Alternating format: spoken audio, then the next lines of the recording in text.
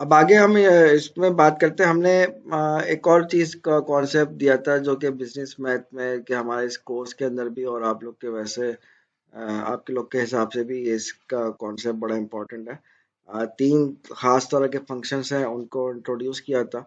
One was cost function, एक revenue function था, और another one was profit function. Cost function में हमने कहा था कि कभी भी कोई आपको कॉस्ट फंक्शन बनाना हो तो उसमें दो चीज़ें होती हैं। एक फिक्स कॉस्ट होती है, and second component is variable cost. Variable cost का मतलब ये है कि आपके ऊपर डिपेंड करता है कि आप उसमें कितने यूनिट्स जो है परचेज करना चाह रहे हैं। उस हिसाब से ये कॉस्ट जो है वेरिएबल होगी। और फिक्स कॉस्ट का मतलब है कि जिसको आप कंट्रोल नहीं कर सकते, जो आपका खर्चा इसके अलावा होता ही है, वो हमारे पास वेरिएबल कॉस्ट होती है, सॉरी फिक्स कॉस्ट होती है। जैसे आपके इलेक्ट्रिसिटी का बिल हो गया, रेंट हो गया, या कोई भी इस तरह के जो कॉस्ट है वो फिक्स कॉस्ट है। तो इन दो कंपोनेंट्स को मिला के फिक्स कॉस्ट बनती है। और फिर हमने रेवेन्यू फंक्शन को डिस्कस किया था। रेवेन्यू फंक्शन के बारे में, सर जी जी बोलिए। सर कायनात काफी देर से वेटिंग लिस्ट में है, वो बोल रही है उनको नहीं ऐड कर है, लें। नहीं है, कोई भी वेटिंग लिस्ट में नहीं है। मुझे क्या दोबारा ज्वाइन करें? वो कोई पुरानी वाली लिंक पे तो नहीं चली गई? पता नहीं, मैं पूछ लेती हूँ हाँ, उससे। पुराने एक लिंक को इग्नोर करके नया लिंक मैंने भेजा है। मैंने उस वाले मैसेज को डिलीट ही कर दिया था। अच्छा चले, मैं उसको बोल देती हूँ। So hello revenue sir. Function के बारे में हमने कहा था कि रेवेन्यू फंक्शन जो है उसमें डिपेंड करता है कि आप कितने यूनिट्स को सेल कर रहे हैं। वो आपका रेवेन्यू, रेवेन्यू का मतलब इनकम, कितने पैसे आपको मिल रहे हैं। और finally profit function, which is revenue minus cost. Revenue minus cost जब आप करेंगे तो हमारे पास पॉजिटिव, नेगेटिव, जीरो, तीनों तरह के आंसर आ सकते हैं। पॉजिटिव का मतलब profit, negative means loss, zero means break even, यानी कि नो प्रॉफिट नो लॉस। ये सारी बातें हमने पिछली क्लास में की थी। अब इसी कॉन्सेप्ट को हम आगे लेके चलते हैं। अब आए,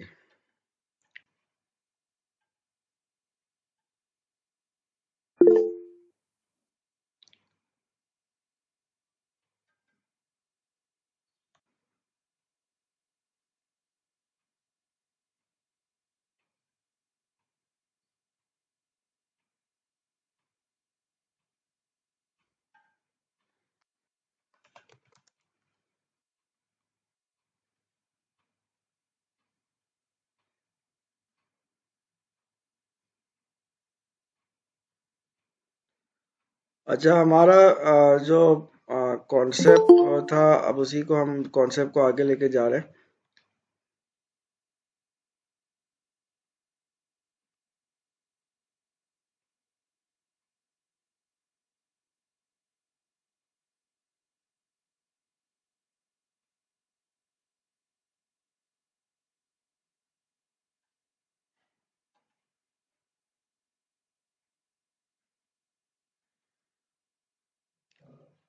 एक प्रॉब्लम है, इसको हम सॉल्व करते हैं। ये थोड़ा सा इसको मैं जूम कर लेते हैं।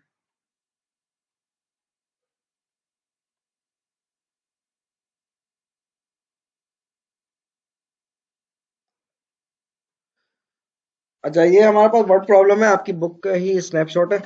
बुक की प्रॉब्लम है, एक्सरसाइज 2.1 की प्रॉब्लम है ये। यार टाइम पे आते नहीं है, बार बार क्लास डिस्टर्ब हो रही है।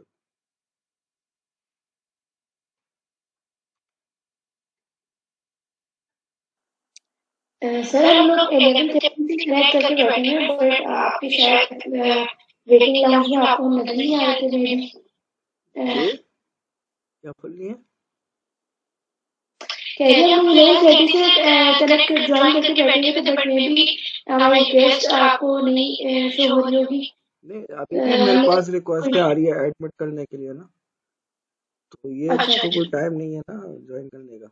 आप एवरीवन पे कर दें तो ताकि सब खुद ही आ जाए। अच्छा नहीं, हमारा जो कॉन्सेप्ट चल रहा था उसी को बढ़ा रहे हैं। हमारा एक वर्ड प्रॉब्लम है, उसको सॉल्व करते हैं। वर्ड प्रॉब्लम, इसमें हमारे पास एक्सरसाइज 2.1 की वर्ड प्रॉब्लम है। चैप्टर 1 इंक्लूडिंग नहीं है हमारा, चैप्टर 2 से हमारा एक कोर्स स्टार्ट है। और इसमें करना क्या है, मैं थोड़ा सवाल का सिनेरियो समझा देता हूँ है क्या। आप लोग देखते हैं पॉलिटिकल कैंपेन्स हमारे कराची में जगह जगह बैनर्स और सोशल मीडिया पे, और मतलब मुख्तलिफ तरीके से लोग अपनी कैंपेन चला रहे होते हैं कि हमें वोट दें, हमें वोट दें। तो कुछ इसी तरह का मामला इस प्रॉब्लम के अंदर भी है, कि कोई कैंडिडेट है जो कि इलेक्शन के लिए कॉम्पीट कर रहा है। उसने जो है कैंपेन चलाने के लिए 4 जगहों पे जो है एडवर्टाइजमेंट चला रहा है। और वो 4 जगह जो इन्होंने लिखे, कि चूंकि ये बुक पुरानी है तो इसलिए बातें भी इसमें थोड़ी पुरानी पुरानी लिखी हुई है। न्यूज़पेपर एडवर्टाइजमेंट्स वो तो खैर होते ही हैं। रेडियो कमर्शियल्स, रेडियो का भी इतना लोग नहीं सुनते, यूजुअली सोशल मीडिया फॉलो करते हैं। एनीवे, टीवी कमर्शियल्स हैं और बिल बोर्ड एडवर्टाइजमेंट्स जो जगह जगह बड़े बड़े बोर्ड्स लगे होते हैं। तो ये है। आपके पीछे से शोर आ रहा है। जी, मेरे पीछे कोई आपके शोर पीछे नहीं शोर आ आ रहा रहा है टक का। नहीं, मेरे पीछे शोर नहीं आ रहा है, किसी और का माइक तो ऑन नहीं है। सर आप बंद कर दें सबके।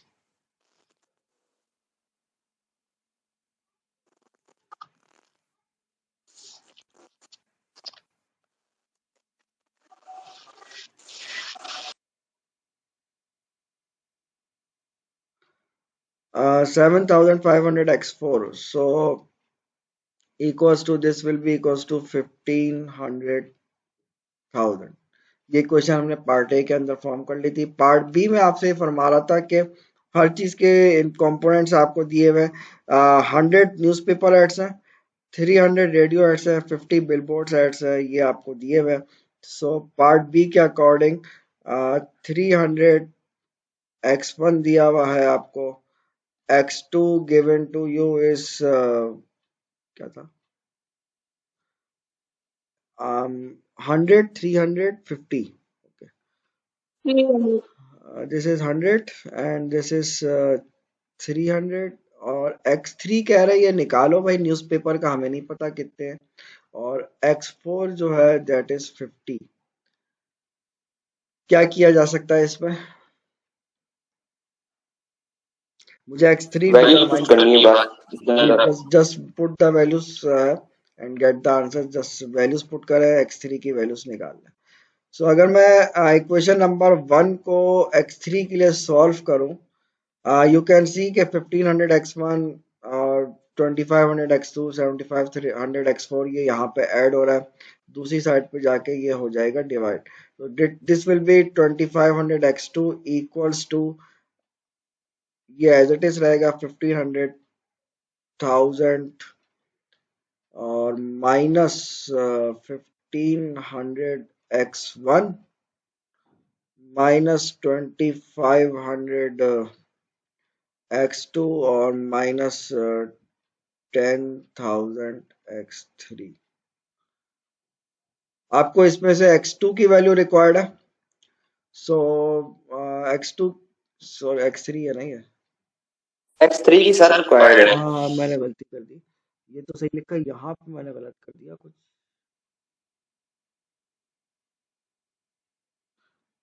दिस इज 10,000 और ये x3 है,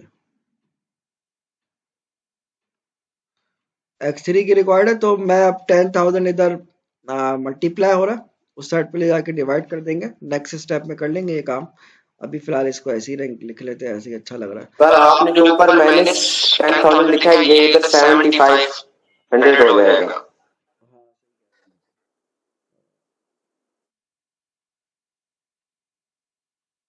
ये आपका 7500 x4।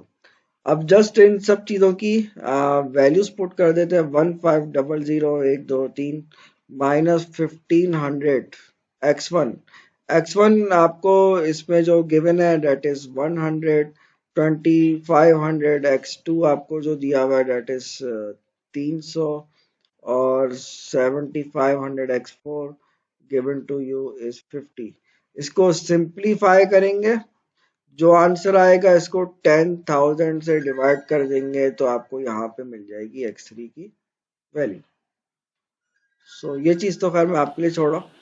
जो भी आंसर आएगा दैट विल बी क्या, नंबर ऑफ यूनिट्स। इसके यूनिट्स लिखना जरूरी होता है कि किस चीज में आंसर आ रहा है, डॉलर्स में आ रहा है, किस चीज में आंसर आ रहा है, ये लिखना बताना जरूरी होता है। सो हमारे पास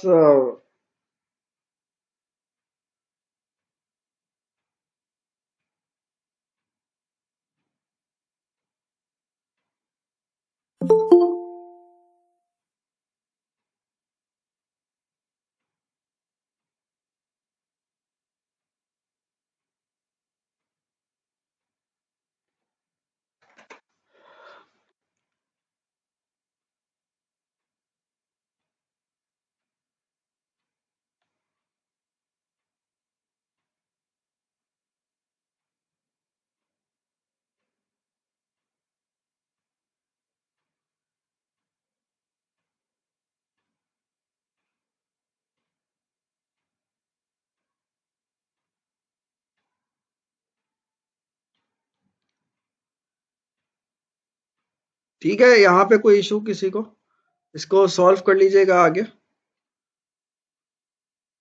अब इसको आगे बढ़ाते हैं हम इस क्वेश्चन को। पार्ट बी हमने सॉल्व किया, जस्ट इसमें आपको जस्ट सिंप्लीफाई करना रह गया। पार्ट बी हमने सॉल्व कर लिया। पार्ट सी में कह रहा है कि 50 board sets are to be purchase, what is the maximum number of newspaper sets.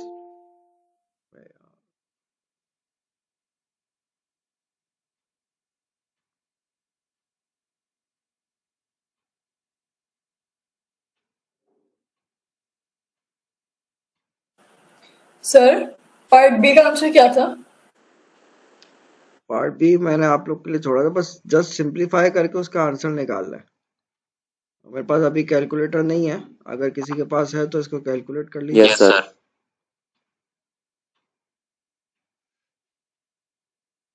चलो मैं आंसर बताता हूँ आप लोग को, वेट कीजिए।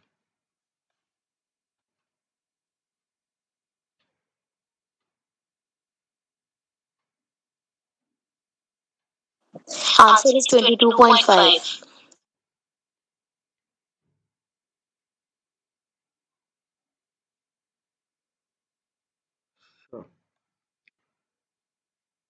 ठीक है, 22.5 आंसर पॉसिबल नहीं है। क्यों पॉसिबल नहीं है, इसमें क्या गड़बड़ है? सर मैंने वो किया था जो आपने कहा था। हम लोगों ने टोटल एक्सपेंडिचर 1.5 मिलियन से सारी तीनों वैल्यूज को उनकी क्वांटिटीज 1500 उनकी क्वांटिटीज के साथ मल्टीप्लाई करके माइनस किया, तो यही आ रहा है 10,000 से डिवाइड करके। 22.5 वैसे जो है इसका सेंस बनता नहीं है। क्यों नहीं बनता इसका सेंस?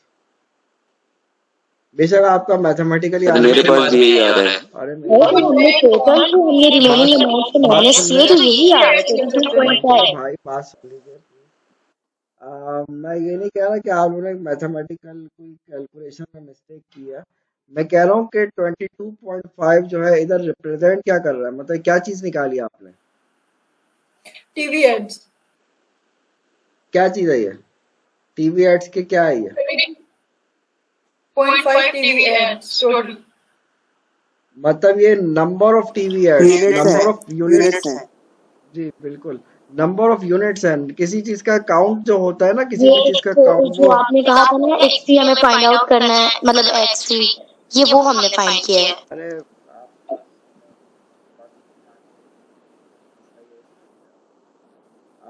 इसमें जो है आपको नंबर ऑफ यूनिट्स फाइंड करने थे। नंबर ऑफ यूनिट्स यानी कि किसी चीज का काउंट है। किसी चीज का काउंट जो है कभी भी पॉइंट्स पे नहीं हो सकता है। बेशक आपका मैथमेटिकली कैलकुलेशन आप जो कर रहे हो बिल्कुल सही कर रहे हैं, कैलकुलेटर में बिल्कुल सही 22.5 आएगा, लेकिन कैलकुलेटर को ये नहीं पता ना कि कैलकुलेटर इसके पीछे कहानी क्या है, वर्ड प्रॉब्लम क्या है, और ये किस चीज को रिप्रेजेंट कर रहा है। तो ये काम इसके आगे आपको खुद ही बताना है कि यार 22.5 is not a possible answer, because this is count है, किसी चीज का एक काउंट है। तो काउंट कभी भी डेसिमल में नहीं आता। तो इधर हम काम इस तरह से करेंगे कि इसको करेंगे राउंड ऑफ। राउंड ऑफ ऐसे करेंगे कि 22.5 आ रहा है, वैसे राउंड ऑफ होकर इसको 23 पे जाना चाहिए उसूलन, लेकिन मैं इसको 23 पे लेके नहीं जाऊंगा, क्योंकि 23 पे लेके जाऊंगा तो ये मैं 1.5 मिलियन से आगे निकल जाऊंगा। तो मैं इसको मुझे उस बजट से के अंदर रहना है, तो मैं इसको X3 को 23 भी वैसे कर सकते हैं, गलत नहीं है, लेकिन बजट वाइज यूं पॉसिबल नहीं, तो इसलिए आप इसको कर देंगे राउंड ऑफ। होपफुली बात समझ में आई होगी। Yes sir. ठीक है,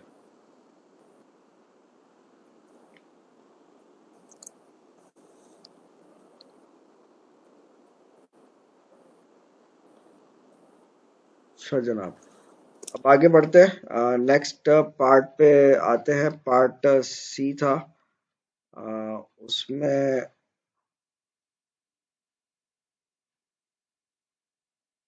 ये इक्वेशन, खैर हमने यही इक्वेशन बनाई है, पूरा इसका सॉल्यूशन है। और पार्ट बी का आंसर वैसे मैं एक मिनट, हाँ यही है, वही कहानी लिखी हुई है कि 22 ले लें या 23 ले लें, जो मैं अभी आपको बताई है कि नंबर ऑफ यूनिट्स हैं। तो ये नंबर ऑफ यूनिट्स जो है ये चूंकि ना किसी चीज़ का काउंट है, तो काउंट कभी भी जो है डेसिमल में नहीं होता, इसको आपको राउंड ऑफ करना पड़ेगा। सो बहरहाल ये हो गया पार्ट। सर अगर ऐसा कभी एग्जाम में होता है कि जैसे या तो आंसर डेसिमल में आ रहा हो तो कोई भी अगर 22 या 23 लिख दे तो वो आंसर करेक्ट ही होगा ना? जी बिल्कुल। जी ओके। अच्छा, पार्ट सी में आपसे कह रहा है कि 50 billboards are to be purchase, what is the maximum number of ads that can be purchase, newspaper ads, maximum number of radio ads या टीवी एड्स। ये इक्वेशन आपके सामने है। आपसे कह रहा है कि बिलबोर्ड्स जो है यानी कि X4 given to you in this case part C के अंदर, X4 इज 50। तो कह रहा है कि maximum number of newspaper ads purchase हो। ऐसा क्या करें कि न्यूज़पेपर यानी कि X1 ये मैक्सिमाइज हो जाए। X1 को मैक्सिमाइज करने के लिए हम लोग X2 और X3 को मिनिमाइज रखेंगे, बंद बंद करेंगे जीरो, ताकि और हम लोग X4 को भी रखेंगे। Very good. X2 और X3 को कर दीजिए जीरो, X1 हो जाएगा मैक्सिमाइज। बस just put the values, get the answer है। जैसे अभी आपने पार्ट बी सॉल्व किया बिल्कुल वैसे ही सॉल्व होगा। X2 X3 को जीरो कर दें, क्योंकि हमें करना था इसको न्यूज़पेपर को मैक्सिमाइज, हमने किया है न्यूज़पेपर को मैक्सिमाइज करने के लिए ये काम किया। इन्होंने बारी बारी सारी चीजों के लिए काम बोला हुआ है। न्यूज़पेपर मैक्सिमाइज के लिए ये काम कर लेंगे आप। इधर से आप निकालेंगे X1, ये मैं आप लोग के लिए छोड़ो, X1 निकाल लीजिएगा इधर से। सिमिलरली आप यहाँ पे बिल्कुल सेम इसी तरह से रेडियो एड्स को भी मैक्सिमाइज कर सकते हैं। रेडियो एड्स को मैक्सिमाइज करने का मतलब, मैं बाकी काम इधर लिख रहा हूँ, X2 की निकालना है सच दैट, मतलब मैक्सिमम X2 निकालना है सच दैट कि आपके पास टीवी और X3, X1 और X3 ये जीरो हो जाए। X4 given to you again is 50। ठीक है, तो X2 मैक्सिमम निकल जाएगा। और इसी तरह से टीवी के लिए भी बिल्कुल सेम इसी तरह से आप कर सकते हैं। मैक्सिमम X3 निकालने के लिए आप क्या करोगे, मैक्सिमम X3 निकालने के लिए आप ये करोगे कि X1 और X2 को जीरो पुट कर देंगे, X4 आपको ऑलरेडी दिया हुआ है विच इज 50, और फिर जस्ट इस इक्वेशन के अंदर वैल्यूज पुट करें तो ये तीनों चीजें मैक्सिमम निकल जाएंगी। एक दफा मैक्सिमम X1 निकलेगा इधर, और इधर जो है मैक्सिमम X2 निकलेगा, इधर मैक्सिमम X3, ये सारी चीजें आपके पास इधर से आ जाएंगी। सो हमारे पास ये हो गया बस। इसमें कोई प्रॉब्लम परेशानी? जी Sir, there's one guy in the waiting room. He's admin in the class.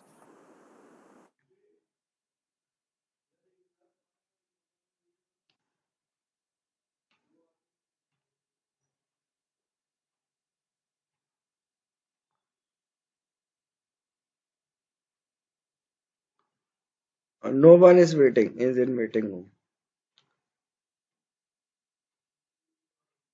Sir गुलाम के नाम से होगा। नहीं है भाई कोई।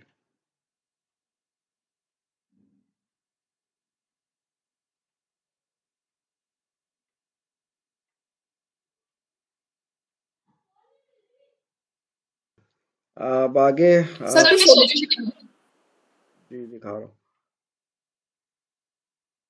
मैंने रिमूव कर दिया।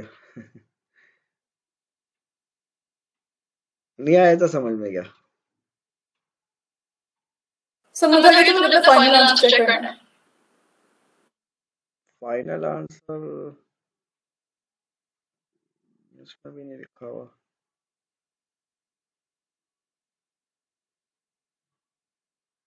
पार्ट सी तक तो हाँ इस पे भी नहीं लिखा हुआ। अच्छा चले खैर,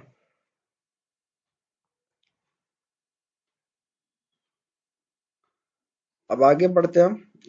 नेक्स्ट जो हमारा टॉपिक है, जी बोलिए। काइंडली आप हमें ना होमवर्क के लिए इसी से रिलेटेड कुछ क्वेश्चंस दे दें ताकि हमारी ये प्रिपरेशन बुक है ना, बुक मैंने कल शेयर की है। एक्सरसाइज 2.1 जी जो है ना, वो आप लोग कर सकते हैं सॉल्व। मैं उसके कुछ क्वेश्चंस अभी आप लोग को दिखा भी देता हूँ। ठीक है, जज़ाकल्लाह।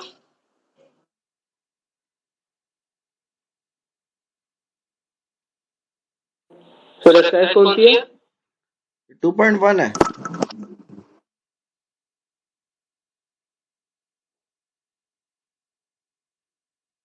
अच्छा, ये अगर आप शुरू के क्वेश्चंस देखें उसमें तो आपको जस्ट ये डिटरमाइन करना है ये क्वेश्चन लीनियर है नॉन लीनियर है। इसके 2-3 पार्ट्स मैंने लास्ट क्लास में वैसे ही डिस्कस किए थे, स्लाइड में डाल दिए थे। वो हो चुके हैं डिस्कस। और इसके अलावा अभी जो हमने क्वेश्चंस सॉल्व किए हैं क्लास में, पिछली क्लास में या अभी, वो मैं बता देता हूँ कौन कौन से हमने सॉल्व कर लिए हैं। डेट वाज एक तो ये वाला था सवाल, क्वेश्चन नंबर 19 था जो पिछली क्लास में हमने सॉल्व किया था। आपको ABC बताना था क्या है, y की वैल्यू 10 है, x की वैल्यू 20 है, तो ये सारी चीजें, ये वाला क्वेश्चन हम पिछली क्लास में कर चुके हैं। आपको फिर इसी तरह से आगे फर्दर सिमिलर क्वेश्चंस हैं। मैंने इसमें से कोशिश ये की है कि ऐसे सवाल उठा लें जो थोड़े डिफरेंट टाइप के, हर टाइप के उठा लें एक एक। तो क्वेश्चन 23 18 की तरह ऊपर की तरह 24 आपने पिछली क्लास में सॉल्व किया था। इसके अलावा अभी जो हमने सॉल्व किया है न्यूट्रिशन प्लानिंग, इमरजेंसी लीव, ये सारे सवाल एक जैसे, उनमें बस थोड़ा सा सिनेरियो चेंज हो रहा है लेकिन काम सब में सर टोटल कितने चैप्टर कर रहे हैं? इसमें काम सब में एक ही है जो करना है। अभी मैंने आपके सामने जो सवाल सॉल्व किया है वो था क्वेश्चन 30। बाकी अगर आप ये देखो क्वेश्चन की जो सिनेरियोस हैं, वो तमाम क्वेश्चंस के सिनेरियोस बिल्कुल मतलब बेशक सिनेरियो चेंज हो रहे हैं लेकिन काम सब में यही करना है, लीनियर इक्वेशन फॉर्म करनी है और दूसरे पार्ट में आपको x1 x2 वगैरह की वैल्यूज फाइंड करने का बोल रहा है। इस तरह से काम है। तो ये 2.1 एक्सरसाइज है आपकी। क्या पूछ रहे थे आप?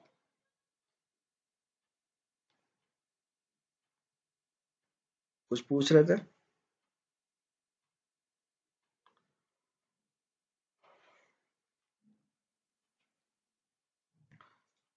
अच्छा चलें अब आगे बढ़ते हैं हम। हमारे पास ये जो स्लोप है, इसके कॉन्सेप्ट को थोड़ा सा आप दोबारा से इसको डिस्कस करते हैं। स्लोप के बारे में हमने ये डिस्कस किया था कि स्लोप एक्चुअली रेशो होता है दो डिस्टेंसेस का। वन इज वर्टिकल डिस्टेंस और दूसरा हमारे पास जो डिस्टेंस होता है डेट इज हॉरिजॉन्टल डिस्टेंस। इन दो चीज़ों का रेशो होता है और हमारे पास स्लोप आ जाता है। स्लोप के बारे में हमने ये चीज़ भी डिस्कस की थी काफ़ी तफसील से और आप लोग से एग्जाम्पल भी मैंने सॉल्व करवाई थी, खुद भी सॉल्व करी थी कि हमारे पास जब स्लोप पॉजिटिव होता है तो हमारे पास इस तरह की लाइन बनती है। स्लोप हमारे पास नेगेटिव होता है तो हमारे पास इस फॉर्म की लाइन बनती है। और सिमिलरली जब हमारे पास स्लोप इज 0 तो हमारे पास बनती है हॉरिजॉन्टल लाइन। तो ये हमारे पास ये केस है। इसी तरह से एक और केस भी होता है when slope is infinity. Slope अगर किसी केस में इन्फिनिटी हो जाए तो हमारे पास ये वर्टिकल लाइन बनती है। ये सारी डिस्कशंस हम पिछली क्लास के अंदर ऑलरेडी डिस्कस कर चुके हैं सारी बातें। हमारे पास समटाइम्स होता है कि अगर दो लाइंस आपके पास गिवन है और आपको ये कहीं से पता चल जाए कि both the lines are parallel to each other, तो पैरेलल लाइंस के केस में याद रखिए कि हमारे पास जो है इन दोनों का स्लोप, दो लाइंस हैं उन दोनों का लाइंस का स्लोप जो है इक्वल होगा। अगर दो लाइंस पैरेलल है, एक का स्लोप पता चल जाए तो दूसरी लाइन का स्लोप आप डायरेक्टली इस कॉन्सेप्ट को यूज करके लिख सकते हैं कि two lines are parallel then slope of each other are equal. Similarly अगर दो लाइंस परपेंडिकुलर हो जाए एक दूसरे से, तो परपेंडिकुलर लाइंस का दो लाइंस हैं जो कि एक दूसरे से परपेंडिकुलर है। फॉर एग्जाम्पल मेरे पास एक लाइन ये बनी हुई है, दूसरी लाइन ये बनी हुई है। मैंने फॉर एग्जाम्पल इस लाइन का नाम L1 रख दिया, इस लाइन का नाम L2 रख दिया। Both the lines are perpendicular to each other. तो इस केस में जो स्लोप होता है लाइन 1 का स्लोप लाइन 2 के स्लोप का product that is equals to -1। इसका मतलब यह है कि अगर मुझे किसी एक लाइन का स्लोप पता हो तो मैं दूसरी लाइन का स्लोप इधर से निकाल सकता हूँ। m2 is equals to -1 upon m1। ये इसका सेकंड लाइन का स्लोप होगा। तो या फिर m1 निकाल लो, m2 पता हो, मतलब एक लाइन का स्लोप पता हो दूसरी लाइन का स्लोप हम इस इंफॉर्मेशन को यूज करके निकाल सकते हैं। सो अगर इस है तो आपने बोला कि जो फर्स्ट होगी वैल्यू उसका हम सेकंड वैल्यू निकाल सकते हैं, ऐसे ही बोला आपने? जी सही। अच्छा, अब ये चीज है, अब इसको हम अभी आगे जाके अभी यूज करते हैं, प्रॉब्लम इसकी सॉल्व करते हैं। एक दो चीज और बता दूं पहले।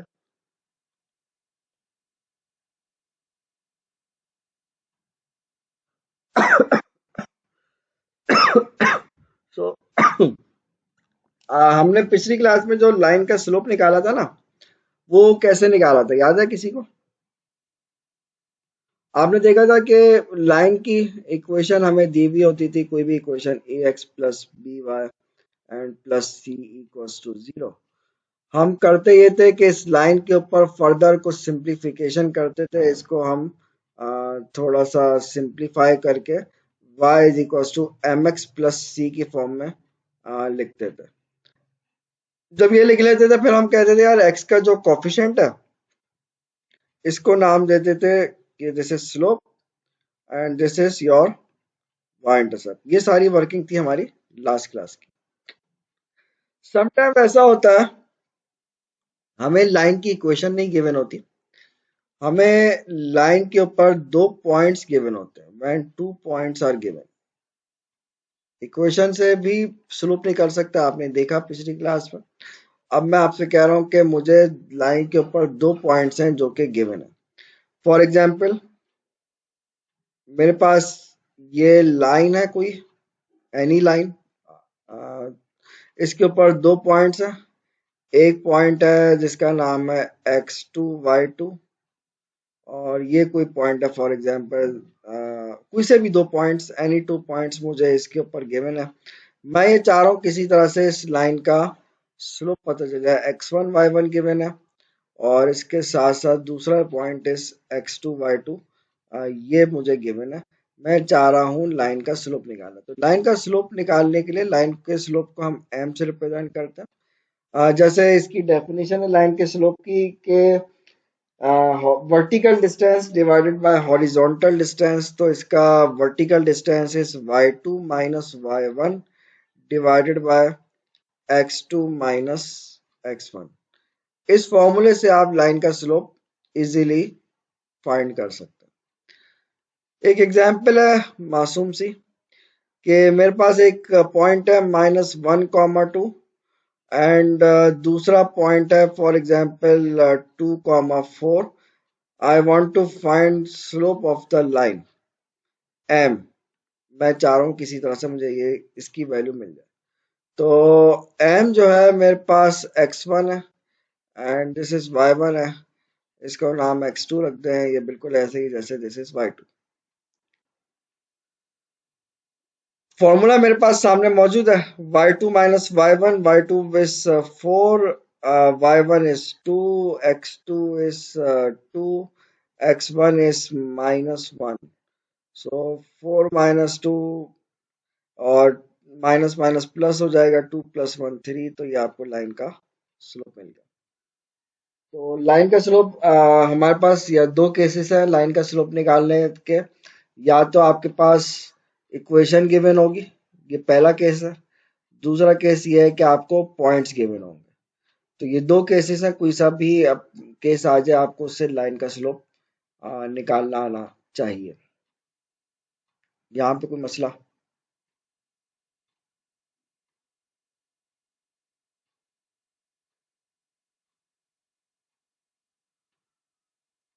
No sir. ठीक है, आई थिंक बहुत इजी बात मैंने की है। अब आगे बढ़ते हैं।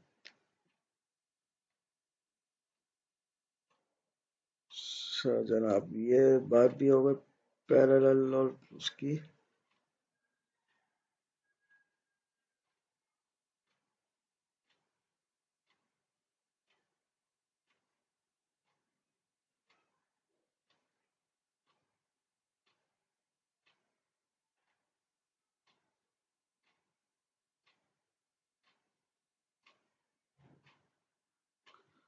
एक्सरसाइज 2.2 जो है ना, इसके भी कुछ प्रॉब्लम्स अगर हम देख लें।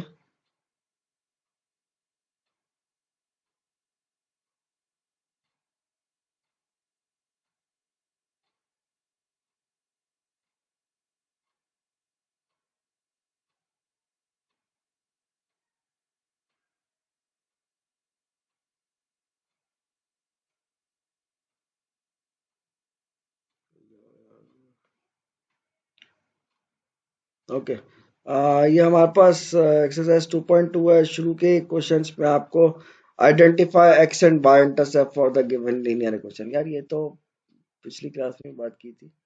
एक सवाल चले इसका बता देता हूँ मैं आपको। इधर आपसे बोल रहा है कि किसी भी एक लाइन उठाओ, उसका एक्स इंटरसेप्ट और वाई इंटरसेप्ट निकाल लो। हमने ये बात पढ़ी थी पिछली क्लास में भी और इसके प्रॉब्लम्स भी सॉल्व की थी कि अगर आपको किसी लाइन का एक्स इंटरसेप्ट निकालना हो तो एक्स इंटरसेप्ट का मतलब क्या होता है कि लाइन एक्स एक्सिस पे टच कहाँ पे करेगी। एक्स एक्सिस के ऊपर वाई क्या होता है, एक्स एक्सिस के ऊपर वाई की वैल्यू 0 होती है। सिमिलरली अगर आपको किसी लाइन का वाई इंटरसेप्ट निकालना हो तो वाई इंटरसेप्ट निकालने का मतलब है कि लाइन वाई एक्सिस पर टच कहाँ पे करेगी। और वाई इंटरसेप्ट यानी कि वाई एक्सिस पे एक्स क्या होता है, 0 होता है। सो कोई सा भी एक सवाल उठा लेते हैं, कोई सा भी उठा लो, जो बोल लेंगे वो कर लेंगे। थ्री कर लेते हैं चले। क्वेश्चन नंबर 3 सॉल्व करो। -x + 3y = 9। अगर आपसे बोला जाए कि यार इसका x इंटरसेप्ट निकालो तो इसके लिए y0 पुट करोगे, you will gate -x + 3 times of 0 = 9। So x की वैल्यू आपको मिल जाएगी -9। सो x इंटरसेप्ट आ गया। सिमिलरली y इंटरसेप्ट के लिए आप x की वैल्यू 0 पुट करेंगे तो 0 + 3y = 9। y की वैल्यू आपको यहाँ पे 3 मिल जाएगी। तो ये आपने x इंटरसेप्ट और y इंटरसेप्ट फाइंड कर दिया। तो शुरू के जो 1 से लेकर 20 तक क्वेश्चन है, काम इन सब क्वेश्चंस के अंदर एक ही करना है। नंबर ऑफ क्वेश्चंस आपको बेशक ज्यादा लग रहे होंगे लेकिन काम सब में एक ही करना है।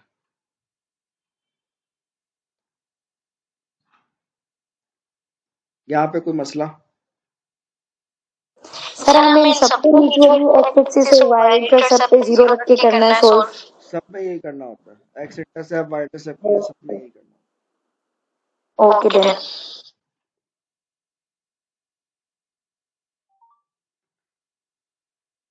कोई और सवाल?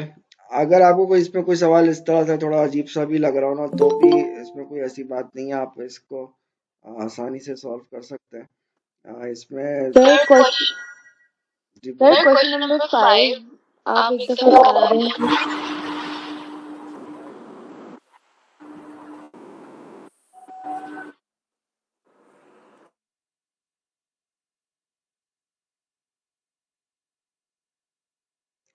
क्वेश्चन 5 में ऐसा क्या है? -4x is equal to 12। शायद आपको ये कंफ्यूजन है कि इसके अंदर वो नहीं है, y नहीं है, ये कंफ्यूजन है। जी सर। इससे कुछ नहीं होता। अगर फॉर एग्जाम्पल चले 5 कर लें, क्वेश्चन नंबर 5 की अगर बात करें, -4x इजिकल टू 12। अगर मैं x इंटरसेप्ट निकालना चाहूँ तो मैं y को 0 पुट करूंगा। y है ही नहीं तो क्या निकालूंगा, मेरे पास है ही नहीं y। तो जो चीज़ है ही नहीं, -4x इक्वल्स टू 12, तो जो चीज़ है ही नहीं उसकी परेशानी क्या है। x इज इक्वल्स टू -3, इसका x इंटरसेप्ट आ गया। y इंटरसेप्ट के लिए आप करोगे x को 0 पुट, तो y इंटरसेप्ट जो है इसका पॉसिबल ही नहीं है। क्यों पॉसिबल नहीं है? होगा क्या, आप जब इसमें इस इक्वेशन में x की वैल्यू 0 पुट करेंगे y इंटरसेप्ट के लिए, तो क्या होगा, -4 times of 0 is equals to 12। तो आपको मिल जाएगा 0 is equals to 12, which is not possible. कभी भी इस तरह की नॉनसेंस किस्म की चीजें सामने आए, मतलब ये कि 0 इज इक्वल्स टू कांस्टेंट कभी भी चीजें आ जाए, तो वो चीज पॉसिबल नहीं होती है, because 0 is equals to constant कभी हो ही नहीं सकता ना। सो इसका एक्स इंटरसेप्ट नहीं होगा, सॉरी वाई इंटरसेप्ट इसका नहीं होगा। अब इसको हम प्लॉट करने पे जाते हैं।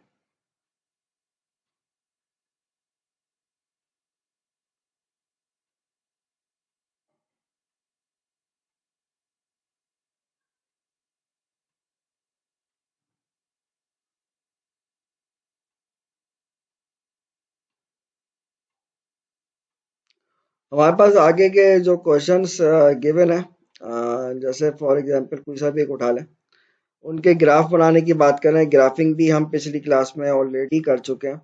तो y is equal to mx plus C की फॉर्म में हम इस किसी भी इक्वेशन आप उठाओगे उसको y is equal to mx plus C की फॉर्म में लिखोगे और इसको प्लॉट कर लेंगे। तो कोई सा भी एक क्वेश्चन हम उठा लेते हैं और इसको प्लॉट कर लेते हैं। कोई सा एक सवाल मुझे बता दें। सर 12 12 प्लॉट थोड़ी या करना है, मैं 21 से 36 की बात कर रहा हूँ। क्वेश्चन नंबर 12 1 से लेकर 20 तक जो है ना, आपको X intercept Y intercept just निकालने, जो ऑलरेडी हम निकाल चुके हैं। तो ये जो 21 से आगे हैं, ये जो 21 से आगे इन्हें हमें इंटरसेप्ट्स नहीं निकालने। नहीं, 21 से आगे जो क्वेश्चंस हैं 21 से 36, इसमें अगर आप स्टेटमेंट पढ़ें, इस स्टेटमेंट के अकॉर्डिंग, एक मिनट रुकिएगा, इस स्टेटमेंट के अकॉर्डिंग 21 से 36 तक जो क्वेश्चन है, स्टेटमेंट लिखी हुई है, graph the given linear equation. Equation को ग्राफ करना है, मतलब ये कि इंटरसेप्ट यूं एज सच रिक्वायर्ड नहीं है। तो इसको प्लॉट करने के लिए क्या करें, कोई सा भी एक पार्ट उठा लूं। अगर फॉर एग्जांपल मैं उठा लूं सर 33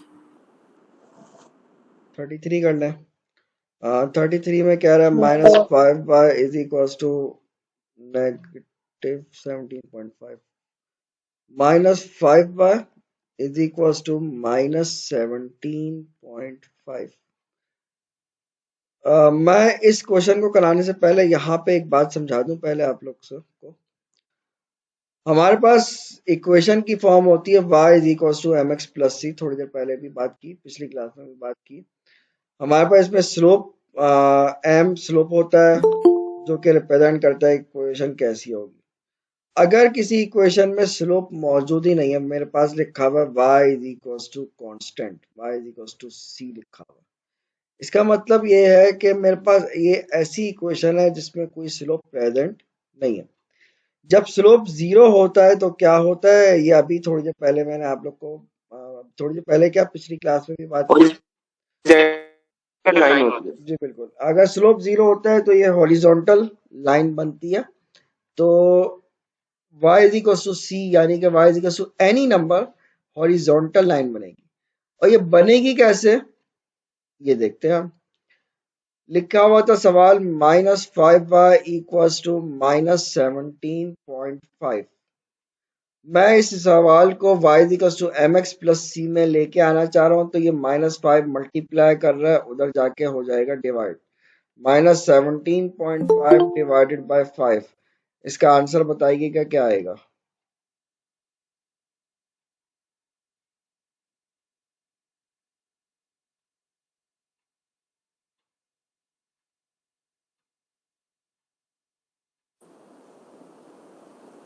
-3.5। माइनस में नहीं आएगा, माइनस माइनस प्लस हो जाएगा। So this is 3.5। y is equal to 3.5 आ रहा है। और इसमें आप क्लियरली एक बात देख सकते हो कि जैसे अभी हमने डिस्कस किया कि इसमें कोई x वाली टर्म नहीं है। सो slope here is 0। So when slope is 0, slope जब 0 होता है तो ये हॉरिजॉन्टल लाइन बनती है। और ये हॉरिजॉन्टल लाइन कहाँ बनती है, ये आपको y की वैल्यू से पता चल रहा है। ये क्या चीज है, y इंटरसेप्ट। y इंटरसेप्ट का मतलब क्या होता है, लाइन y एक्सिस पे कट कहाँ पे करेगी। सो इफ दिस इज 3.5, तो इस 3.5 के ऊपर आपके पास एक हॉरिजॉन्टल लाइन बन जाएगी y is equals to 3.5। Just मतलब एक हॉरिजॉन्टल लाइन सर ये नंबरिंग करने की जरूरत सर नहीं ये है। ग्राफ दोबारा बनाइएगा। ये हॉरिजॉन्टल लाइन बनेगी, ये मुझे कैसे पता चला, स्लोप से पता चला। स्लोप 0 है। और स्लोप 0 क्यों है, क्योंकि इसमें कोई x वाली टर्म नहीं है, तो ये हॉरिजॉन्टल लाइन बनेगी। अच्छा, एक बात हो गई। दूसरी चीज होती है y इंटरसेप्ट। y इंटरसेप्ट क्या होता है कि लाइन y एक्सिस पे कट कहाँ पे करेगी। तो मुझे ये पता चल रहा है कि 3.5 पे कट करेगी। तो मैंने ये पता चला इससे कि ये हॉरिजॉन्टल लाइन होगी। और ये हॉरिजॉन्टल लाइन कहाँ पे होगी, ये मुझे बताया y इंटरसेप्ट ने कि ये लाइन जो है 3.5 पे होगी। तो मैंने 3.5 पे हॉरिजॉन्टल लाइन बना दी।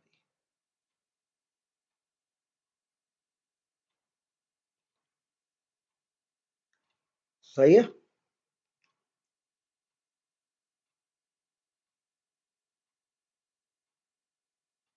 Any issue. सर एक बार इसको सर ये वापस समझा नंबरिंग देंगे करनी ये कैसे बनाया है। एक बार फिर से समझा दें यार। लाइन की इक्वेशन आप याद रखें, y is equal to M x plus C होती है। जब भी प्लॉट करना है हम लाइन की इक्वेशन को इस फॉर्म में लेके आते हैं। अगर आप यहाँ पे देखो, slope given to you is 0।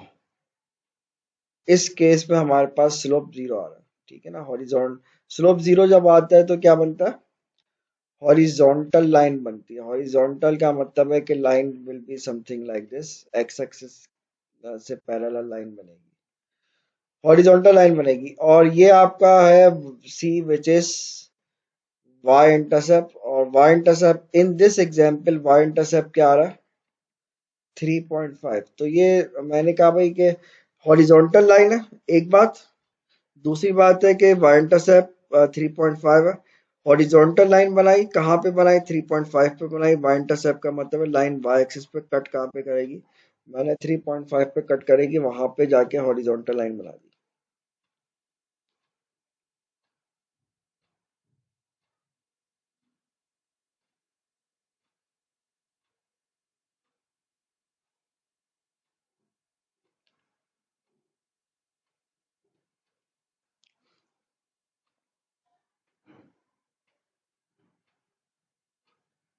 कोई प्रॉब्लम इसमें अभी भी समझ में ना आई हो?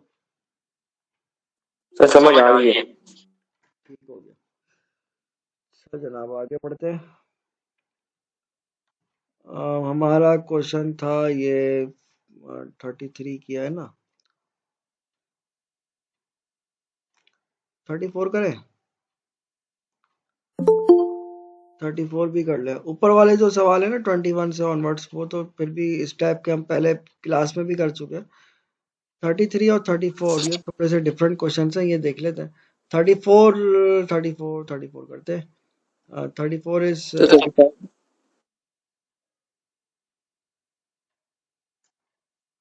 34 is 8x equals to 20। मैं अगर यहाँ पे देखूं तो मुझे एक बात समझ में आ रही है।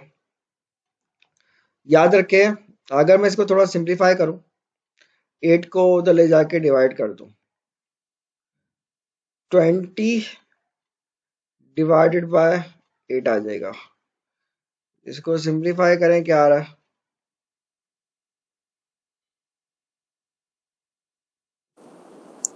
2.5. ठीक है। आपने पिछले उसमें ये बात देखी कि जब y is equal to constant था, y is equal to constant, पिछली एग्जांपल जो थी उसमें था y is equal to constant, बन क्या रहा था? एक हॉरिजॉन्टल लाइन। यानी कि एक बात हमने सीखी कि जब भी y की वैल्यू कांस्टेंट होगी तो जो चीज बनेगी वो हॉरिजॉन्टल लाइन होगी। और क्यों बनेगी, ये सारी डिस्कशन हम ऑलरेडी कर चुके हैं। इसी तरह से जब हमारे पास x is equal to constant, इसका ऑपोजिट सोचे, y is equal to constant horizontal line बननी थी तो इसका ऑपोजिट सोचे, x is equal to constant क्या होगा? ये वर्टिकल लाइन हो जाएगी। ये फर्क है दोनों में। y is equal to constant horizontal line, ये मतलब एक समझ लें तावीज है जो आप याद रखें एक बात कि y is equal to constant जो है ये क्या बनता है, और x is equal to constant ये क्या बनता है। y is equal to constant ये आपकी बनती है हॉरिजॉन्टल लाइन, और x is equal to constant ये बनती है आपके पास vertical line. So here x is constant. ये इसकी वजह क्या है, भी हम ऑलरेडी कर चुके हैं ये बात। y is equal to constant पे स्लोप क्या होता है? y इज इक्वल तो हम एक minute y is equal to constant पे स्लोप 0 होता है, स्लोप 0 हॉरिजॉन्टल लाइन बनाता है, ये बात भी हम पीछे कर चुके हैं। x is equal to constant पे स्लोप इज इन्फिनिटी, इस वजह से ये वर्टिकल लाइन बनती है। इस वजह से हम कह रहे हैं कि x is equal to constant ये वर्टिकल लाइन बनेगी। और ये बनेगी कहाँ पे? ये बता रहा है x की वैल्यू 2.5 है, 2.5 इज समवेयर हेयर, तो x is equal to constant is 2.5, ये आपकी लाइन बन गई 2.5। x इज इक्वल टू 2.5 ये लाइन बन गई।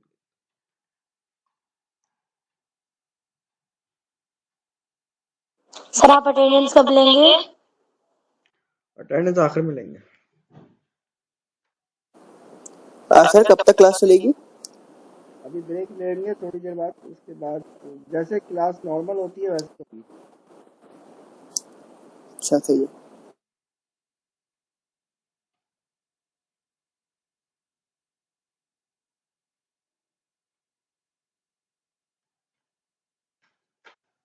सर क्लास थोड़ी जल्दी खत्म कर दे, ब्रेक ना दे। नहीं यार, मसला है। अच्छा जनाब, ये बात हो गई, अब आगे बढ़ते हैं।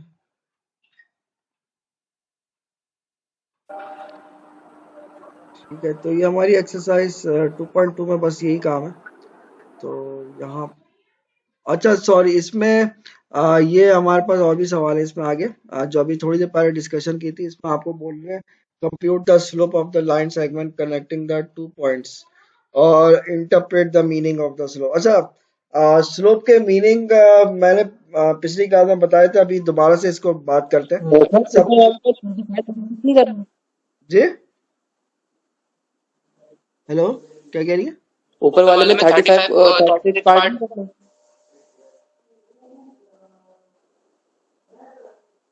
जहाँ से आपने भी 34 करवाया। हाँ 34 इसमें 35 चले 35 भी बता देता हूँ। 35 में minus N X equal to T है, और इसमें इंफॉर्मेशन पूरी लिखी है, n is positive, t is positive, minus N X equals to T, minus N X equals to T, n is positive and t is also positive. मैं काम ये वही करता हूँ जो अभी प्रीवियस एग्जाम्पल में किया था। हमारे पास प्रीवियस एग्जाम्पल जो थी उसमें आपने क्या किया था, x की वैल्यू निकाल ली थी। तो इधर भी ये करते हैं कि x की वैल्यू निकाल लेते हैं। x की वैल्यू इस माइनस टी अपॉन एन आ जाएगी। ये समझ लें t और n जो है कोई नंबर है, any number, any positive numbers. तो दो पॉजिटिव नंबर्स को डिवाइड करेंगे, आंसर बेशक पॉजिटिव आता है तो बाहर एक माइनस का साइन है, तो x की वैल्यू एक जो आ रही है ना, ये वही चीज लिखी है कि x is equal to constant ही लिखा हुआ। और ये x is equal to constant, t और n are any two numbers. तो ये लाइन जो बनेगी क्या बनेगी, x is equal to constant है, ये क्या बनेगी, कैसी लाइन बनेगी, वर्टिकल जी बनेगी। वर्टिकल बनेगी। बिल्कुल। हमने बात की कि x is equal to constant जब भी होगा तो ये वर्टिकल लाइन बनेगी। एक्स एक्सिस के लेफ्ट साइड पे। हाँ बिल्कुल सही कह रही है, लेफ्ट साइड पे क्यों बनेगी, बिकॉज ये नेगेटिव साइड है, टी और एन खुद पॉजिटिव है, तो लेकिन माइनस से मल्टीप्लाई होके ये नेगेटिव आ जाएंगे तो ये लेफ्ट साइड पे आ जाएगी, तो ये minus T upon N is lying somewhere here, तो ये हमारे पास एक वर्टिकल लाइन बन गई।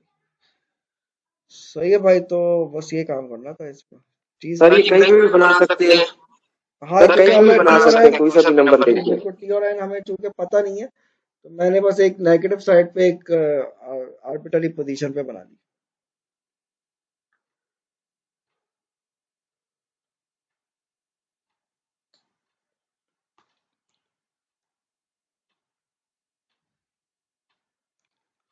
आगे बढ़ते हैं।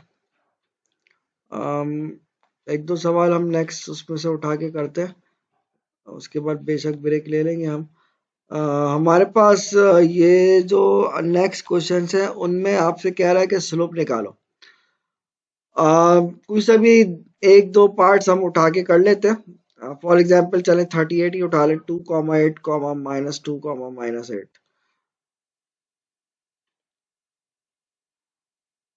तो क्या बनेगा, चलें आपसे बोल रहा है कि स्लोप निकालो और उसके मीनिंग्स को इंटरप्रेट करो।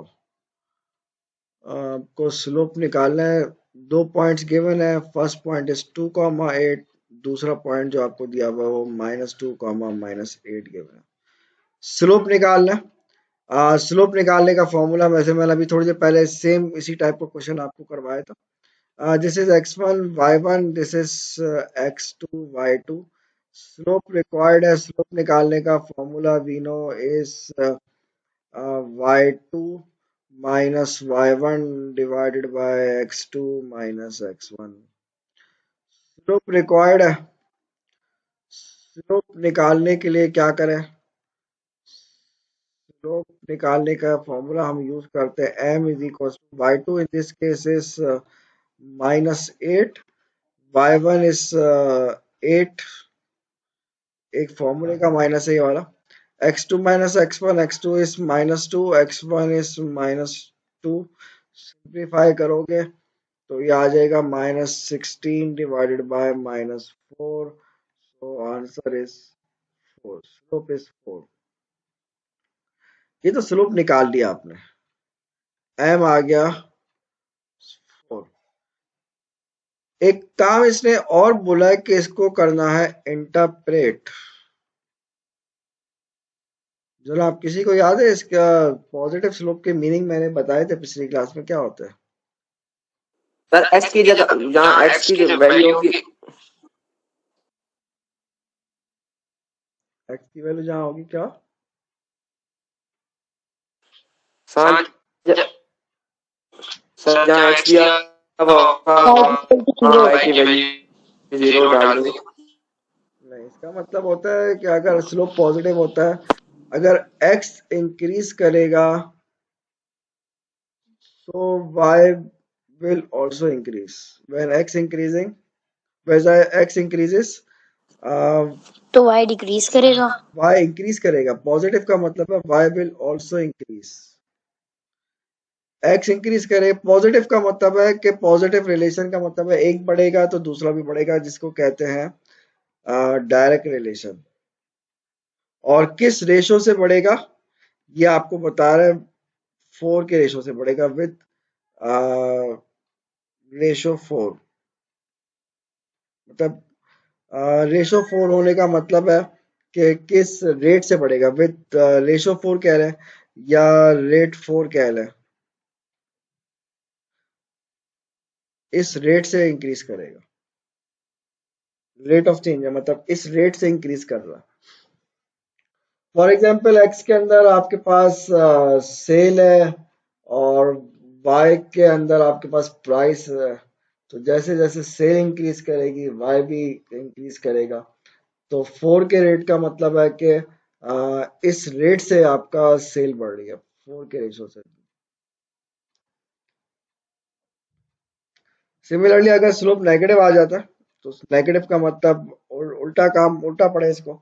जब एक्स इंक्रीज करेगा तो वाई डिक्रीज करेगा, इसको कहते हैं इनवर्स रिलेशन। तो ये वाले जो क्वेश्चंस है ना, इनमें सिर्फ आपको ये पॉइंट्स पुट करके स्लोप निकालना है और इंटरप्रेट करना है। स्लोप पॉजिटिव की इंटरप्रिटेशन ये होती है कि एक्स इंक्रीज वाई इंक्रीज और किस रेट और रेशो से बढ़ रहा है। रेट कह लो रेशो कह लो एक ही बात है। और अगर स्लोप नेगेटिव आता है उल्टा लिख दीजिएगा, वो एक्स इंक्रीज वाई डिक्रीज।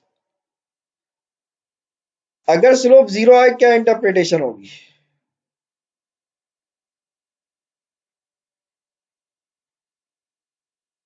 बता सकता है? हॉरिजॉन्टल लाइन बनेगी।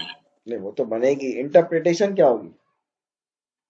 जिस तरह अभी हमने वर्डिंग नीचे लिखी है, जीरो स्लोप पे क्या इंटरप्रिटेशन होगी? वही पॉजिटिव वाली हो सकती है शायद। हाँ, कांस्टेंट लाइन होगी मतलब when x increasing there will be no change in y. मतलब जो डिपेंडेंट वेरिएबल है हमारे पास उसमें कोई चेंजेस नहीं आएंगे। एक्स बेशक सेल बढ़ रही है लेकिन प्राइस में कोई फर्क नहीं आ रहा। मतलब ऐसा कोई सिनेरियो अगर आ जाए हमारे पास जिसमें स्लोप जीरो है तो इसका मतलब है कि there is no change in y. X बेशक बढ़ रहा है लेकिन आप वहीं के वहीं है।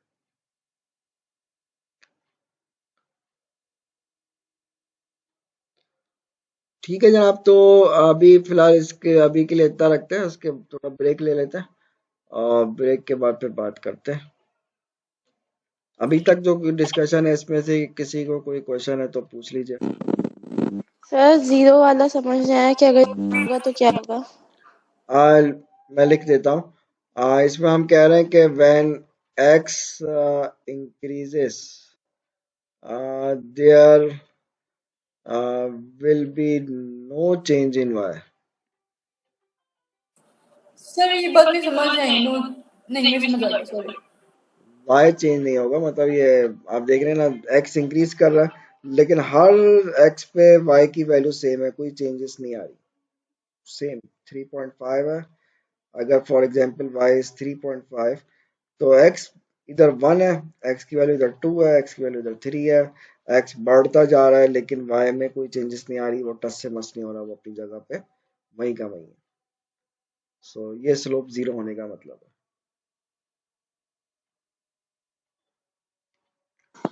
Thank you sir. चलो ठीक है। सर अभी कब ज्वाइन कर? 30 मिनट्स का ब्रेक ले लेते हैं, 125 पे वापस आ जाइएगा।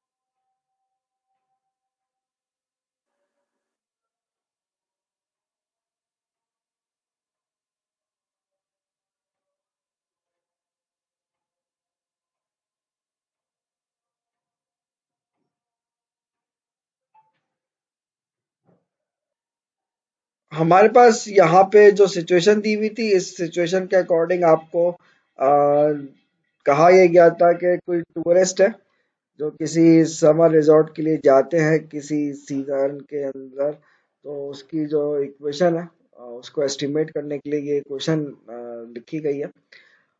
एक इक्वेशन का मॉडल बनाया हुआ है। पी इधर रिप्रेजेंट कर रहा है इस इक्वेशन के अंदर नंबर ऑफ टूरिस्ट को, टी रिप्रेजेंट कर रहा है ईयर्स को, कौन से सीजन पे आप खड़े हुए। आपसे कहा गया है कि इस इक्वेशन का सबसे पहले बनाइए ग्राफ। तो ग्राफ बनाने के लिए हम वर्किंग कर रहे हैं। ग्राफ बनाने के लिए सबसे पहले अगर आप देखो y mx प्लस c से अगर मैं इसको कंपेयर करूं, यू कैन क्लियरली सी ये जो आपके पास इक्वेशन दी हुई है इसका slope given to you is m equals to x के साथ जो चीज लगी हुई होती है उसको स्लोप कहते हैं, जो अलग से नंबर ऐड हो रहा होता है उसको y इंटरसेप्ट का नाम देते हैं। तो इधर x की जगह पे t मौजूद है तो स्लोप हेयर इज 7500 इधर स्लोप है।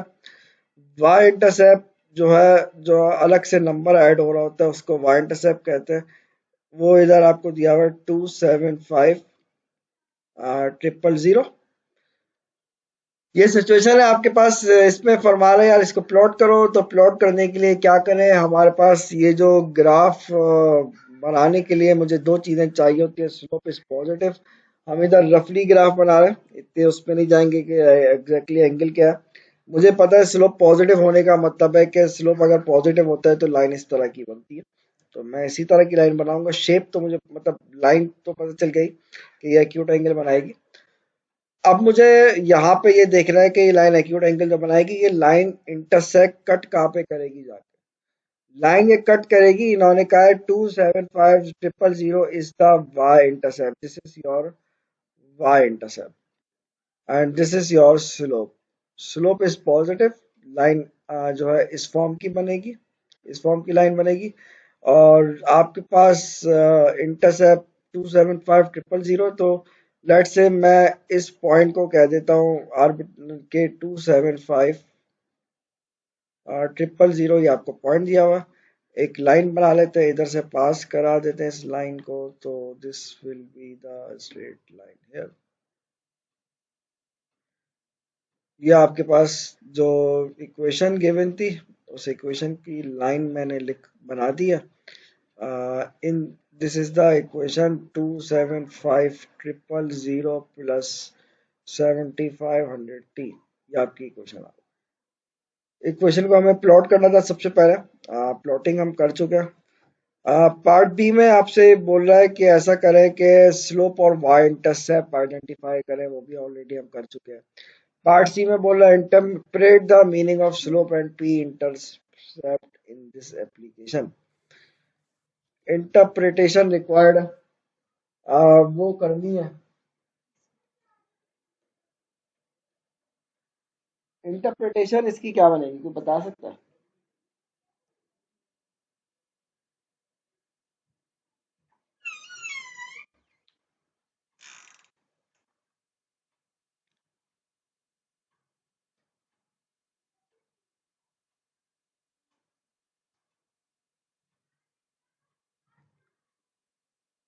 इसकी इंटरप्रिटेशन क्या होगी?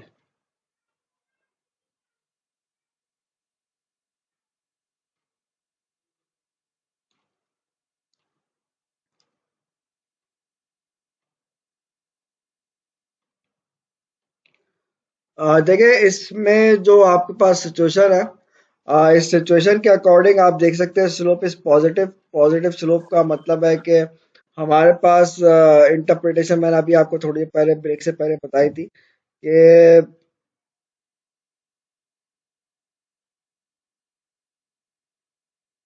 सबसे पहले हम इंटरप्रिटेशन लिखते हैं यहाँ पे स्लोप की।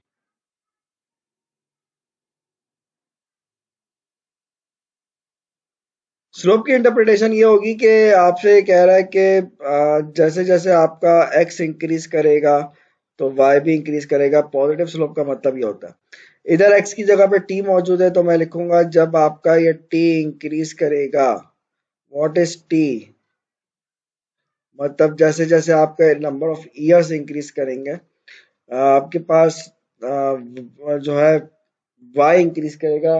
What is y here, y is p here, तो मैं ये बोलूंगा पी इंक्रीजेस। ये तो मैंने वैसे एक रफली एक बात लिख दी, लेकिन अब करते हैं इसको interpret in terms of this scenario. मैं बोलूंगा व्हेन टी इंक्रीजेस, पी क्या रिप्रेजेंट कर रहा है, पी इधर रिप्रेजेंट कर रहा है नंबर ऑफ टूरिस्ट इंक्रीज करेंगे, और नंबर ऑफ टूरिस्ट जो इंक्रीज करेंगे वो किस रेट से इंक्रीज करेंगे। मैं बोलूंगा यार ये जो इंक्रीज हो रहा है, इनका इंक्रीज होने का जो रेट है वो है 7500 टूरिस्ट पर ईयर। हर साल इतने टूरिस्ट इंक्रीज कर रहे हैं। फॉर एग्जाम्पल सीजन 1 में टूरिस्ट पर 7500, नेक्स्ट ईयर टूरिस्ट पर 7500 को डबल कर दें, मतलब एक और 7500 आ जाएगा and up to so on. मतलब इस रेट से टूरिस्ट इंक्रीज कर रहे हैं। ये है स्लोप की इंटरप्रिटेशन। अब बात करते हैं इधर वाई इंटरसेप्ट की इंटरप्रिटेशन क्या होगी। So what will be the interpretation of y-intercept?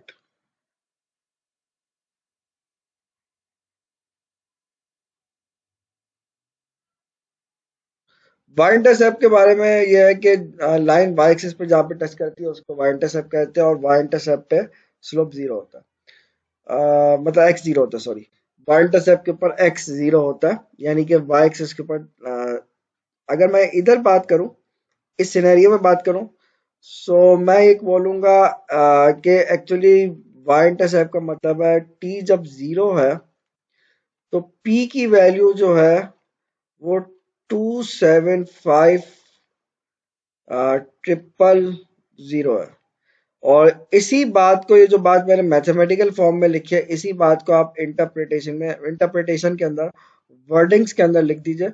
मैं ये बोलूंगा कि in the current season t is equals to zero, जैसे इसने बोला था कि t is equals to zero जो है करंट सीजन को रिप्रेजेंट कर रहा है, तो मैंने भी यही लिखा है, t is equals to zero का मतलब current season. In the current season p क्या रिप्रेजेंट कर रहा है, पी रिप्रेजेंट कर रहा है नंबर ऑफ टूरिस्ट को, number of tourist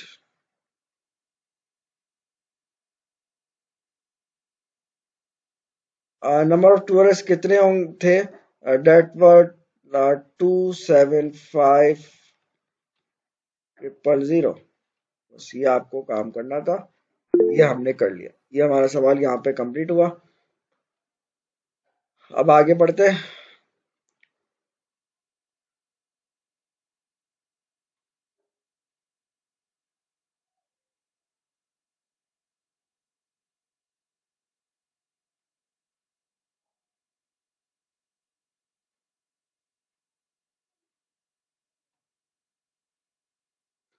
okay, this is the next example. इन्होंने अगेन ये क्वेश्चन आपका एक्सरसाइज का क्वेश्चन है, एक्सरसाइज 2.3 की हम बात कर रहे हैं। एक्सरसाइज 2.3 का क्वेश्चन है, आपसे बोल रहा है कि यार ऐसा करो कि पुलिस डिपार्टमेंट है कोई, believes that number of serious crimes which occur each month can be estimated by the equation this। ठीक है भाई, नंबर ऑफ क्राइम्स को एस्टिमेट कर रहे हैं इस इक्वेशन से, और कह रहे हैं कि इस इक्वेशन के अंदर सी जो है रिप्रेजेंट कर रहा है, in this case c is equal number of serious crimes, कितने क्राइम हो रहे हैं ये सी रिप्रेजेंट कर रहा है, और पी रिप्रेजेंट कर रहा है नंबर ऑफ ऑफिसर्स, कितने ऑफिसर्स असाइन हो रहे हैं टू प्रिवेंटिव पेट्रोल। ठीक है भाई, ये हमारे पास सिचुएशन है। आपसे कह रहा है कि identify the slope and interpret its meaning, identify the c intercept and interpret its meaning, identify the p intercept and interpret its meaning। so ये इसमें ग्राफ नहीं बना रहे हैं, लेकिन वैसे अगर बनाने का बोला जाए तो वो बनाया जा सकता है, वो मैं आप लोग से फिर भी बनवाऊंगा, अगरचे क्वेश्चन में मांगा नहीं गया फिर भी हम बना सकते हैं। तो C is equals to 1200 minus 12.5 P। आपसे बोल रहा है कि स्लोप बताओ, वाई इंटरसेप्ट बताओ। स्लोप और इंटरसेप्ट बताओ, मतलब वाई इंटरसेप्ट तो नहीं कहना चाहिए इधर, सी इंटरसेप्ट कहना चाहिए। सो हमें अगर रिकॉल करें, y equals to M x plus c was the equation of straight line. इधर x और y की जगह पे c और p मौजूद है, तो स्लोप हेयर इज -12.5। जो चीज x के साथ लगी हो तो उसको स्लोप कहते हैं, इधर x की जगह p है तो p के साथ जो चीज है उसका नाम स्लोप है। Y intercept is that thing जो कि अलग से कोई नंबर ऐड हो रहा था, इधर अलग से जो चीज ऐड हो रही है दैट इज 1200। स्लोप निकल गया। पहले पार्ट में यही करना था कि स्लोप निकालना था और वो निकालना। तो स्लोप की इंटरप्रिटेशन क्या होगी? इसकी इंटरप्रिटेशन अगर मैं लिखूं तो इसकी इंटरप्रिटेशन ये होगी कि जब हमारे पास पुलिस ऑफिसर्स इंक्रीज करेंगे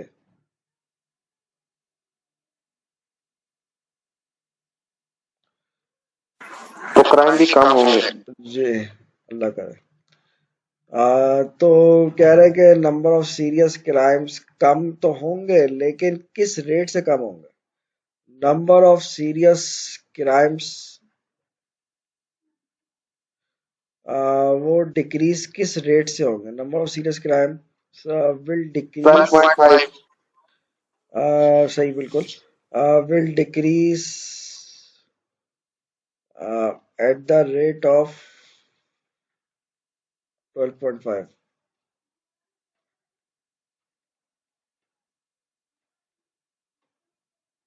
पर ऑफिसर।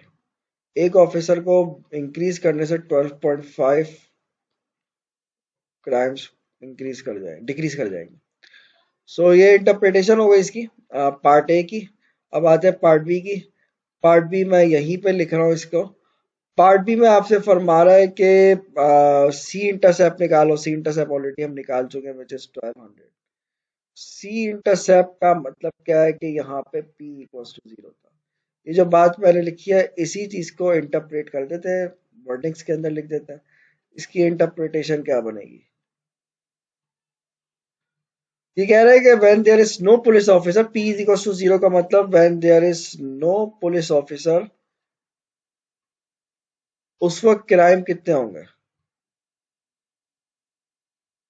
सीरियस क्राइम्स कितने होंगे उस केस में? Serious crimes will be how many? Serious crime होंगे 1200 क्राइम्स होंगे अगर कोई भी पुलिस ऑफिसर नहीं होगा तो। ओके, पार्ट सी में आ जाए। पार्ट सी में कह रहा है कि पी इंटरसेप्ट निकालो और इंटरप्रेट करो उसके मीनिंग। पी इंटरसेप्ट निकालने के लिए आप क्या करोगे? सी की वैल्यू पुट कर दोगे 0।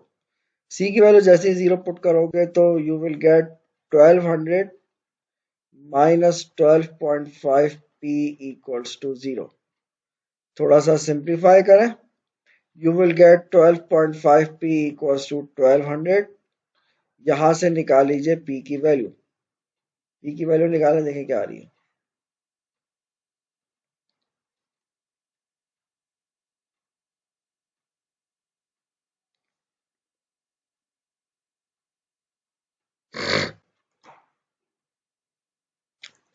इसकी इंटरप्रिटेशन भी लिख रहा हूं जी। 96।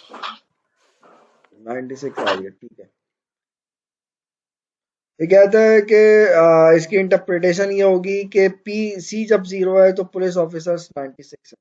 तो हम ये बोलेंगे when there is no crime, जब कोई क्राइम नहीं होगा तो उस वक्त नंबर ऑफ ऑफिसर्स कितने होंगे? नंबर ऑफ ऑफिसर्स कितने होंगे? Will be 96। 96 ऑफिसर्स रिक्वायर्ड है to stop the crime in this scenario. ठीक है भाई, ये आपका ये क्वेश्चन भी दी एंड हुआ।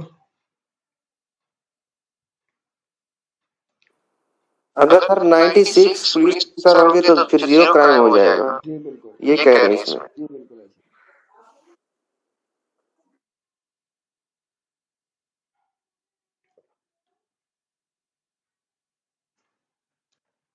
आगे बढ़े।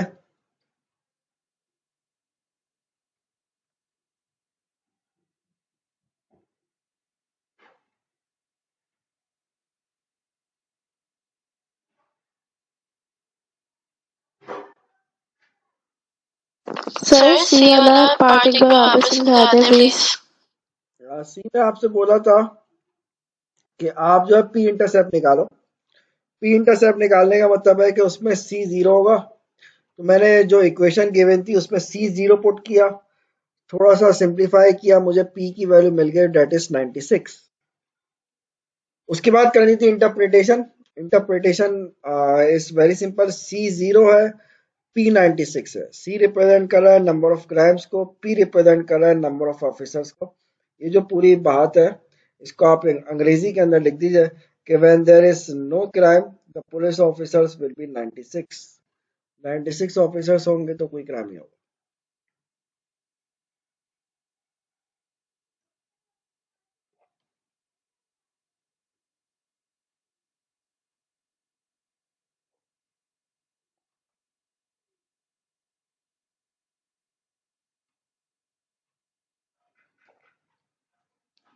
ओके, अब आगे नेक्स्ट क्वेश्चन पे जाते हैं।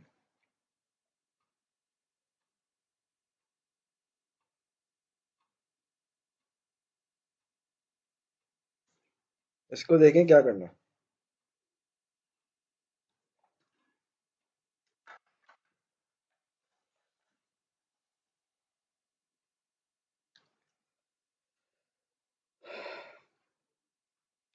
ये ऊपर सिनेरियो पढ़ लीजिएगा बाद में।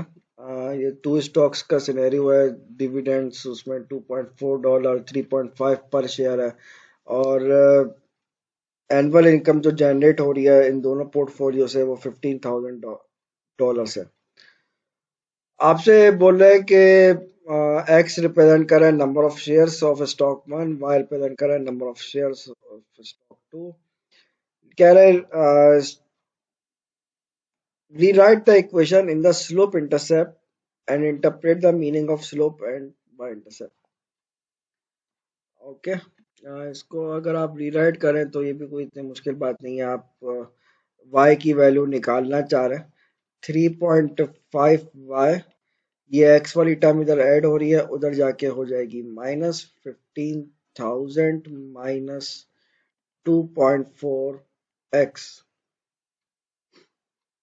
अच्छा, और ये 3.5 इधर मल्टीप्लाई हो रहा है, उस तरफ जाके डिवाइड हो जाएगा, तो 15,000 divided by 3.5 minus 2.4 divided by 3.5x। तो इन्होंने कहा था ये काम करने का कि रीराइट करें स्लोप इंटरसेप्ट फॉर्म में, तो ये स्लोप इंटरसेप्ट फॉर्म लिख ली। जस्ट टू रिकॉल, पिछली क्लास में भी बात की थी हमने, अगर याद नहीं है तो दोबारा बताता चलो। y is equal to mx plus c, ये लाइन की इक्वेशन है, और इस इक्वेशन का जो फॉर्म होती है इसका नाम होता है slope intercept form. Slope intercept form मतलब यही है कि ये ऐसी इक्वेशन है जिसमें स्लोप मिल जाता है और इंटरसेप्ट मिल जाता है। अच्छा जनाब, अब आगे बढ़ते हैं। आगे हमें बोल रहा है कि इसको इंटरप्रेट करो, तो इसकी इंटरप्रिटेशन इज क्वाइट सिंपल। ये इसकी इंटरप्रिटेशन है। सो इसको आप सिंप्लीफाई करेंगे, आफ्टर सिंप्लीफिकेशन जो चीज़ मिलेगी हमारे पास स्लोप आ जाएगा। जो चीज़ हमने अभी लिखी थी ना, मैंने फ्रैक्शन की फॉर्म है, तो फ्रैक्शन को आप जब सिंप्लीफाई करोगे तो हमारे पास जो सिचुएशन आएगी, slope will be negative m is minus 0.69, और y इंटरसेप्ट जो आ रहा है आपका, y इंटरसेप्ट जो आ रहा है, y इंटरसेप्ट कैसे मिलता है? हमने कहा है कि y इंटरसेप्ट उस वक्त मिलता है जब x की वैल्यू 0 होती है। y इंटरसेप्ट कैसे मिलता है? जब x 0 होता है। तो आप सिंपली ये जो इक्वेशन दी हुई है इसमें x की वैल्यू 0 डाल दो, आपको वाई इंटरसेप्ट मिल जाएगा। तो वाई इंटरसेप्ट आ रहा है 4286 और एक्स इंटरसेप्ट कैसे आता है? एक्स इंटरसेप्ट निकालने का तरीकाकार ये होता है कि वाई की वैल्यू जीरो पुट कर देते हैं। जब इसको जीरो पुट किया तो ये आया 6250। अब इसको इंटरप्रेट करना है।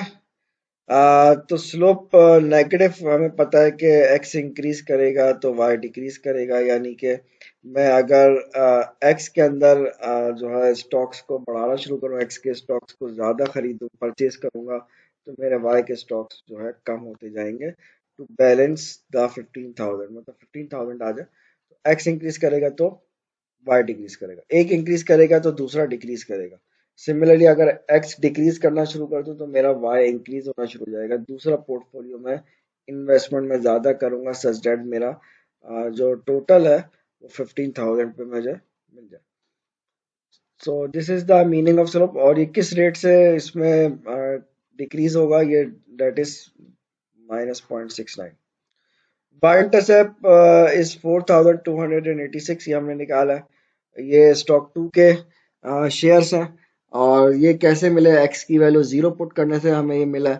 एक्स की वैल्यू जीरो का मतलब इधर एक्स इधर रिप्रेजेंट कर रहा है number of shares of stock 1, y represent कर रहा है number of shares of stock 2।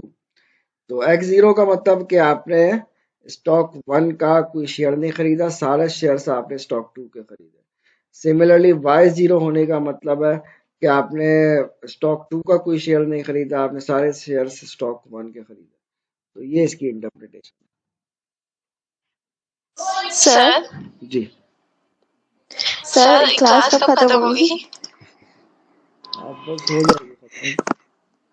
Sir अब कर देना, बहुत सवाल हो गए, बस थक गए हम और नहीं कर सकते। सर सही कह रही है सर।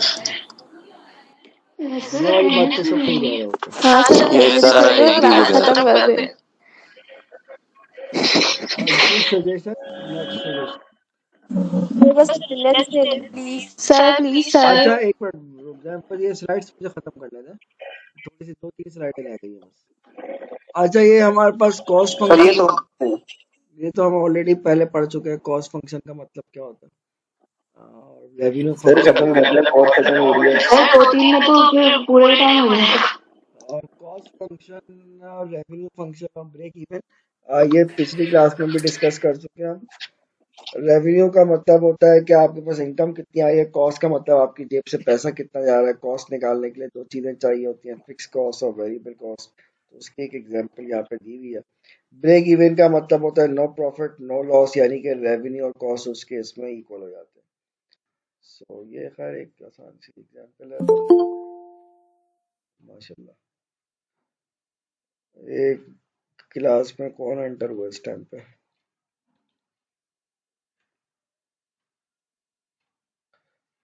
अच्छा चलो ठीक है, फिर आप क्लास को यहाँ पे मैं वाइंड अप करूंगा। किसी को सर कोई अटेंडेंस ले ले। किसी को कोई क्वेश्चन है तो पूछ लीजिए। नहीं नहीं सर।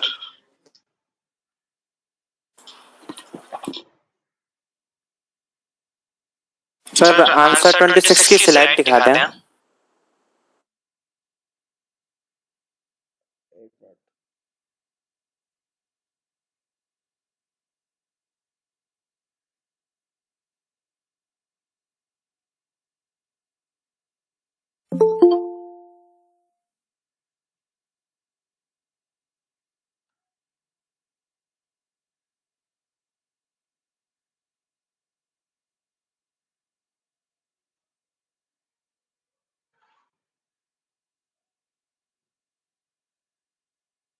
इसकी बात करनी है। सर 26